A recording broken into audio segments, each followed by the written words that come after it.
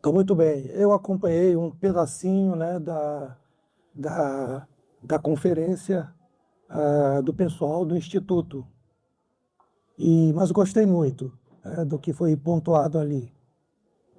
E, de fato, a gente que trabalha com educação e trabalha com pedagogia, a gente percebe muito claramente que a gente vive uma crise de autoridade. Então, a crise do mundo moderno é uma crise de autoridade. E também a crise que abala a Igreja Católica hoje é uma crise de autoridade. E por que que é uma crise de autoridade? Porque não pode desvincular a autoridade da verdade. Só existe a autoridade de fato onde existe a verdade.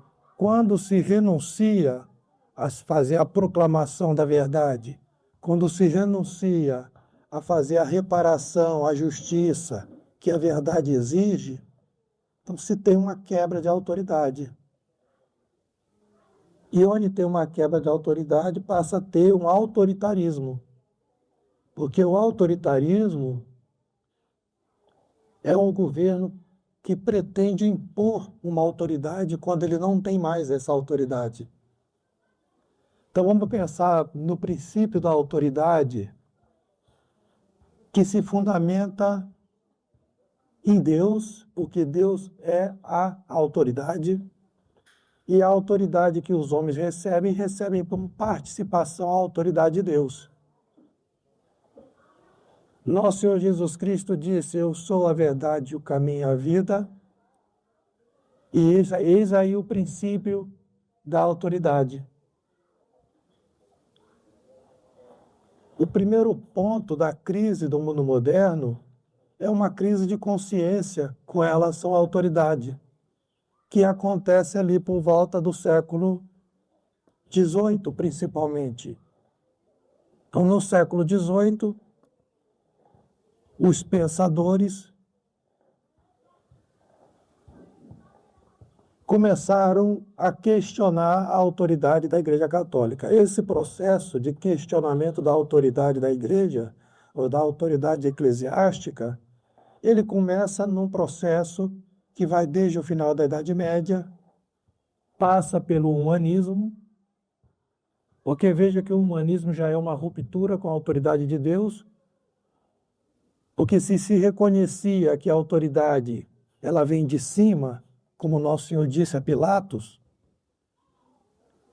quando Pilatos disse, né, não sabes que eu tenho autoridade para soltá-lo ou para crucificá-lo? E ele diz, só tem essa autoridade porque foi lhe dado de cima. Quando se começa a pensar que a autoridade reside no próprio homem, aí começa um abandono da própria autoridade. Resultado disso, a Revolução Protestante. A Revolução Protestante questiona a autoridade da Igreja. Então, não reconhece mais a autoridade da Igreja. Não há uma Igreja divinamente constituída, não há um sacerdócio divinamente constituído. A Santa Missa não é mais do que uma celebração, uma ceia de pessoas iguais, né? Não existe hierarquia, não existe distinção entre sacerdócio e leigo. O passo seguinte vai ser essa perda da autoridade no campo político. Se não se reconhece mais a autoridade da Igreja, a consequência vai ser que não se reconhecerá mais a autoridade dos próprios homens em política. E aí nós temos um processo de decadência do pensamento humano e essa chamada crise de consciência europeia que vai dar na filosofia iluminista. Então, a filosofia iluminista, baseada na ideia de contrato social e de igualdade, ela acaba aderindo a uma velha heresia condenada pela Igreja, que era a heresia de Pelágio, o pelagianismo, que negava o pecado original. O homem tem necessidade de autoridade devido ao pecado original. O pecado original é uma ferida na natureza humana. Então, antropologicamente, é preciso conhecer essa realidade da ferida na natureza humana. E por isso, foi muito bem dito aqui agora de tarde que é preciso correção. É preciso a correção. Mas só se corrige quando se compreende a natureza decaída do homem. A partir do momento em que a modernidade rejeita este fato do pecado original e dessa fraqueza, dessa ferida na natureza do homem, obviamente, o homem passa a confiar nas suas próprias naturezas, na sua própria natureza, nas suas próprias forças, e a consequência disso é que ele vai estabelecer essa relação de poder diretamente dele próprio como indivíduo, e se pensa que a autoridade reside no próprio homem como indivíduo, tanto maior é essa autoridade na coletividade. Daí, para se conceber que toda autoridade ela reside no consenso da maioria, foi uma passagem muito rápida. Daí nós entramos nas teorias contratualistas que estabelecem exatamente esse princípio. Ou seja, o poder emana do próprio povo. Se o poder emana do próprio povo, a autoridade emana do próprio povo, emana da maioria. E como conciliar essa realidade com a ideia de governo e de Estado? Aí a ideia de contrato social, ela vai responder a isso, de forma falaciosa, porque o princípio está errado. Então, principalmente com Jean-Jacques Rousseau, se vai estabelecer essa relação de contrato social na qual a maioria, por consenso, delega a sua autoridade para o governante. E o governante, doravante, exerce essa autoridade, que não é dele, mas da maioria, mediante um contrato social, que é o que nós chamamos hoje de Constituição. Então, todo país moderno tem uma Constituição Federal, segundo eles, estabelecida pelo poder do povo, e esta autoridade do povo delega o poder a seus governantes por via representativa, elegendo seus representantes, seus governantes, que doravante só governam mediante esse contrato social.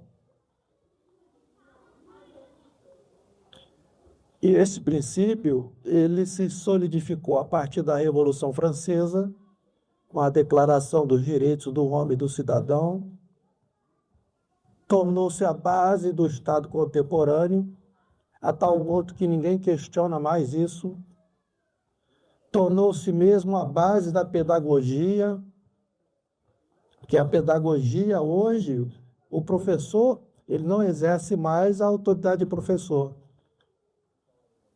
senão ele estabelece uma espécie de contrato com os seus alunos ou uma sociedade civil que limita a sua autoridade. E agora, como isso chegou na própria igreja? A Revolução Francesa, ela impõe esse sistema nos estados de modo geral, né? Na sociedade civil.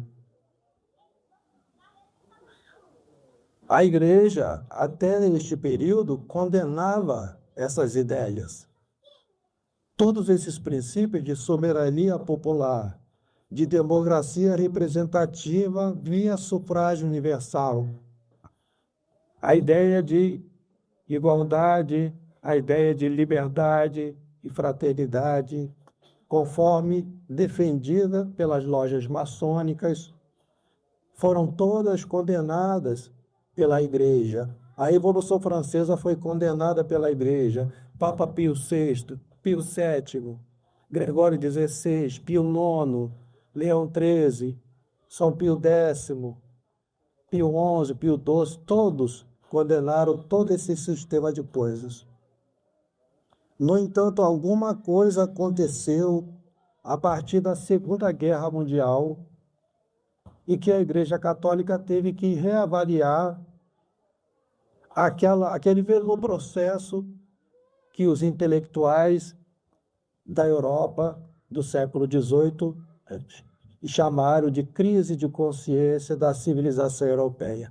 Era como se a civilização europeia tivesse vergonha do seu passado, tivesse vergonha de seguir aquela autoridade eclesiástica que seguia as leis de Deus e de seguir aqueles governantes que se orientavam pelas leis eclesiásticas. Passaram a sentir vergonha disso e acharam por meio criar um novo modelo de Estado. E, ao fazer isso, destruíram a noção de autoridade. Porque se Cristo não governa pela sua presença, ele governa pelos efeitos da sua ausência. É claro que a natureza não permite um espaço vazio. Se a igreja, ela mesma, não exerce mais a autoridade que deveria exercer, alguma outra força vai exercer essa autoridade. E é disso que a gente vai falar aqui hoje muito rapidamente. E o único local de sacrifício, o templo. Bom, então, para a gente terminar, eu fiz essa explanação aqui só para dizer, né, que é muito importante ter essa compreensão desse marco histórico que foi a Segunda Guerra Mundial, e o que ficou estabelecido ali como narrativa histórica oficial. E isso é tão sério, tão grave, que se vocês verem os documentos da Igreja Pós-Conciliar, por exemplo, tem um documento de 2001 que fala sobre o povo judeu e a Bíblia católica. O documento foi prefaciado pelo cardeal Joseph Ratzinger, que seria o Papa Bento XVI. Esta era a época do pontificado de João Paulo II. E ali ele faz uma coisa muito estranha. Ele estabelece o chamado Holocausto como uma espécie de ponto de inflexão da história da Igreja Católica. E ele diz o seguinte: será que a Igreja, depois do que aconteceu, ou seja, o Holocausto do povo judeu, será que a Igreja Católica ainda se acha no direito de ter a interpretação do Antigo Testamento? E ele responde que não. Essa interpretação do Antigo Testamento continua pertencendo ao povo judeu e à sua história, que culmina nesse evento do Holocausto. E aqui nós temos uma perigosa substituição do Holocausto. Porque, segundo esse documento de 2001, o Holocausto verdadeiro e que deve ser o divisor da história não é mais o de Cristo, mas sim do povo judeu. E a Igreja Católica precisava rever a sua exegese e a sua interpretação bíblica a partir desse dado. Então, o Holocausto judeu faz a Igreja Católica repensar o seu papel em devolver ao povo judeu aquilo que lhe é de direito: o sacerdócio, o templo e o sacrifício. É preciso que alguém toque nessa ferida, porque aí está a crise da autoridade.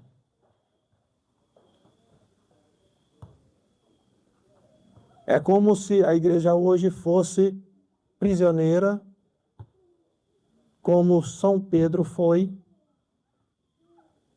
depois da morte de São Tiago. O rei Herodes Agripa manda prender São Pedro com o intuito de humilhá-lo e matá-lo. São Pedro, abatido no cárcere, vai ser libertado por um anjo. Não havia forças humanas para libertá-lo mais. Então, Nosso Senhor vai enviar um anjo para libertar São Pedro. Então, nos dias de hoje, é o que nós devemos pedir a Deus, à Virgem Maria, que liberte São Pedro, liberte o Papa, liberte a Igreja desse cárcere imposto pelos inimigos de Deus, por uma narrativa de uma interpretação histórica imposta à Igreja Católica, cuja hierarquia se deixou levar pela propaganda da época. E um fato histórico é sempre importante um distanciamento dele com o tempo para poder avaliar o que realmente foi. A guerra acabava em 1945, em 1960, eles já tinham assumido o diagnóstico, as causas e as razões do que tinha acontecido. Uma precipitação, uma imprudência, uma covardia que colocou a igreja no estado que está hoje. Eu digo que, de todas as épocas,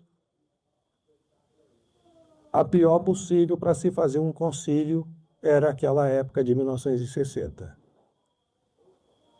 Mas fizeram por quê? Porque queriam agradar ao mundo. Não fizeram para proclamar a verdade, para defender a justiça ou para exercer a autoridade. O concílio foi pastoral. Fizeram para agradar os inimigos de Cristo. Foram covardes. E fazendo isso, renunciaram à sua autoridade. E hoje, nós estamos aqui na escola tentando retomar essa autoridade, tentando educar nossas crianças, nossos filhos, como professores, como pais, de modo a restabelecer, pelo menos aqui por baixo, já que lá em cima, eles não querem exercer autoridade, mas ao menos nós aqui embaixo podemos tentar. Então, parabéns ao Instituto por essa parceria com o colégio, parabéns à direção do colégio também, parabéns aos professores e aos pais que estão cansados aí, mas permaneceram aqui até esse momento aqui para a gente poder pelo menos falar um pouquinho dessa crise de autoridade e importante que se leia, porque tudo isso que eu estou falando aqui tem documentação, está muito bem fundamentado, Dom Marcelo Lefebvre fez o diagnóstico da crise, estabeleceu um norte para que a gente possa seguir, sem perder o rumo, sem cair para o sede-vacantismo ou para outras tentações, como, por exemplo, o continuismo, mas manter o pé no chão. A realidade é essa. Não vai ser uma eleição, não vai ser um candidato político que vai reverter esse quadro. O quadro é profundo demais, o quadro de autoridade, a crise de autoridade é profunda demais, não vai se resolver facilmente, enquanto a Igreja de Cristo estiver prisioneira. Muito obrigado.